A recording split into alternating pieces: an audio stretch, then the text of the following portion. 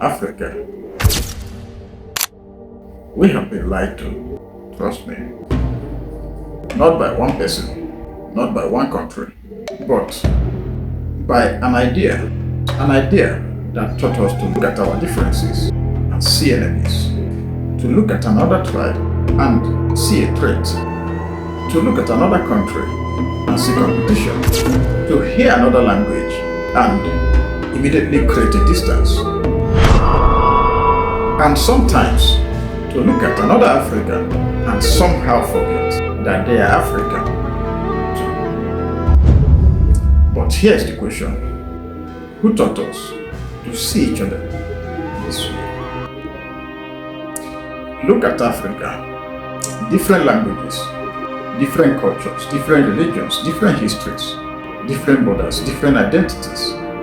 And yes, our differences are real, but somehow we have turned those differences into some of the most powerful weapons against ourselves. A Nigerian can hate a Ghanaian. A South African can despise a Nigerian. A Kenyan can distrust another Kenyan because of tribe. A Christian can fear a Muslim. A Muslim can distrust a Christian. An Igbo can suspect a Yoruba. A Yoruba can suspect an Hausa. A Hausa can suspect an Igbo. And sometimes we don't even stop to ask, why? Who benefits when ordinary Africans are busy fighting one another? Because perhaps the greatest lie Africa ever believed was not that we were different. Perhaps the lie was that our differences had to make us enemies. Now think about it. Across this enormous continent, we laugh differently, we speak differently, dress differently, we worship differently, we even eat differently. But beneath all of that, there are things that almost every human being understands: family, dignity, security, opportunity, love, community, the desire to give our children a better life than the one we inherited. The Nigerian mother who wants her child to succeed is not so different from the Ghanaian mother. The South African father who wants his children to live safely is not so different from the Kenyan father. The young African entrepreneur trying to build something from nothing is not so different from the young African entrepreneur 3,000 kilometers away. Different accents, different flags, same dreams. And yet, we have become remarkably good at focusing on what separates us while ignoring what connects us. We have learned to introduce ourselves even before anyone even asks. I'm Igbo, I'm Yoruba, I'm Hausa, I'm Zulu, I'm Xhosa, I'm Ghanaian, I'm Nigerian, I'm South African. And there's absolutely nothing wrong with any of these identities. The problem begins when identity stops being something we celebrate and becomes something we use to decide who deserves our trust. Because the moment my identity becomes us versus them, something has already gone wrong. And that is where the story becomes uncomfortable. Africa's division did not all come from the same place. Some were ancient, some were created by political competition, some were intensified by colonial rule, some were reinforced by borders, institutions, economic interests, and political systems. And throughout history, leaders have often discovered something very powerful. A divided population is easier to mobilize against itself. Tell people your tribe is under threat. They become afraid. Tell them those people are taking your jobs. They become angry. Tell them your religion is in danger. They become defensive. Tell them your religion is being cheated. They become tribal. And suddenly, People who should be asking questions about the government are fighting their neighbors instead. That is why I keep coming back to one question.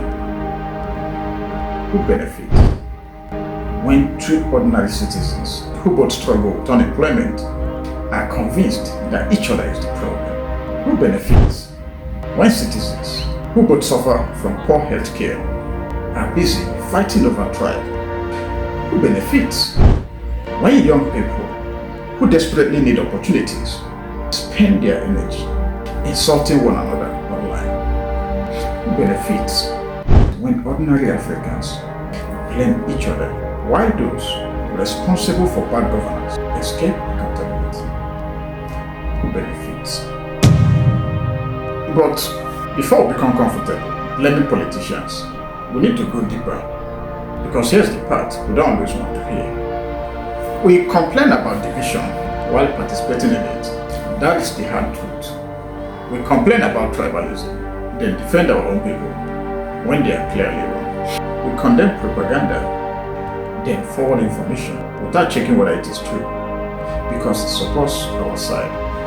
We complain about corruption, but sometimes celebrate when our person gets away with it. We condemn xenophobia until the person being attacked belongs to a group we don't like. We demand justice when we are the victims, but when the victim belongs to the other side, suddenly we find excuses.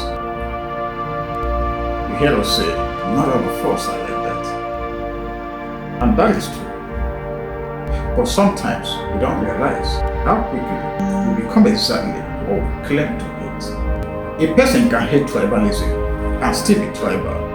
A person can hate corruption and still excuse corruption. A person can demand accountability and still defend their favorite politician when accountability becomes inconvenient. A person can preach unity and spend every day online insulting people who disagree with them. And that is why this conversation is bigger than politics. Because politicians can exploit division, but they cannot create every prejudice that already lives inside of us. Sometimes they just simply discover the bottom and press it.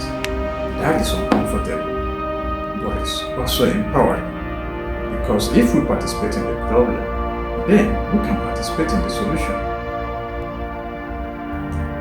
What would happen if we stopped?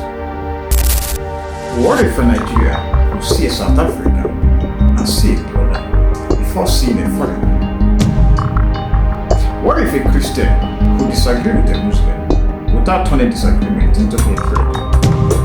What if a Yoruba man could celebrate being a Yoruba man without believing that being Yoruba makes him better than someone else? What if an Igbo man could love his people without needing to despise another people? What if a Hausa man could be proud of his heritage without being pressured to see another tribe as a threat? What if our identities became roots we can live in instead of walls we used to keep others out? Imagine for a second Africa, where our differences are not weaknesses but complementary strengths, where one country's innovation can strengthen another country's economy, where African businesses trade more with African businesses, where our young people collaborate across borders, where knowledge moves freely, where culture travels without hatred or travel with it, where an African doesn't need to become less African to belong somewhere else, because unity does not mean sameness. Unity means learning how to be different without becoming enemies. So perhaps we've been asking the wrong question. Perhaps the question is not, why do Africans hate each other? Perhaps the question is, what have we allowed ourselves to believe about each other? Because maybe the African we have been taught to fear is not our enemy. Maybe he's another African who was taught to fear us too. Maybe the person who we are told was beneath us was simply born on the other side of the border. Maybe the person who we are told could never understand us simply speaks another language. Maybe the person who we are told to distrust is carrying the same hopes, the same fears, the same dreams that we carry. And maybe the first step towards rebuilding Africa is not waiting for a perfect president, not waiting for a perfect government, not waiting for another generation. Maybe it begins with something much smaller.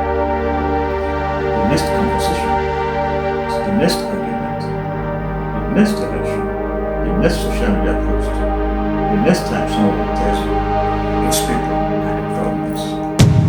Maybe before you believe them, you ask them, who exactly are you talking to? Because tribe is not a character, religion is not a personality, nationality is not a moral compass, and passport doesn't determine whether someone is good or bad. We are Africans, not because we're identical, but because somehow, through all our differences, we are still Africa doesn't need fewer differences. Africa needs fewer reasons to hate them. Because the problem was never that we were different. The problem was that we learned to do with those differences. Perhaps the greatest revolution Africa needs is not simply a revolution of governments, it's a revolution of how we see one another. Because governments can change, borders can change, presidents can change, but if our hearts remain divided, we will simply rebuild the same Africa under different names.